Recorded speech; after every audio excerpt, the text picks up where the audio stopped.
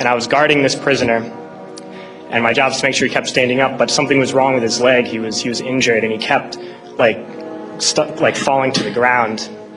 And the sergeant in charge would come and tell me to get him up off his feet. So I'd have to pick him up and put him against the wall.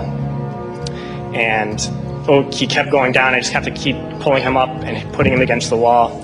And my sergeant came along and he was upset with me for not, making him, continue to stand. He picked him up and slammed him against the wall several times. And then he left, and when the man went down on the ground again, I noticed blood pouring down from under the sandbag. And so I let him sit, and when I noticed my sergeant coming again, I would tell him quickly to stand up. And I realized that I was supposed to be guarding my unit from this detainee, and at that point I realized I was guarding the detainee from my unit. And I tried hard to be proud of my service, but all I could feel was shame. And racism could no longer mask the reality of the occupation. These were people, these were human beings.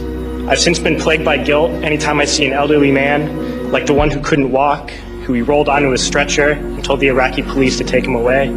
I feel guilt anytime I see a mother with her children, like the one who cried hysterically and screamed that we are worse than Saddam as we forced her from her home. I feel guilt anytime I see a young girl, like the one I grabbed by the arm and dragged into the street. We were told we were fighting terrorists. The real terrorist was me, and the real terrorism is this occupation.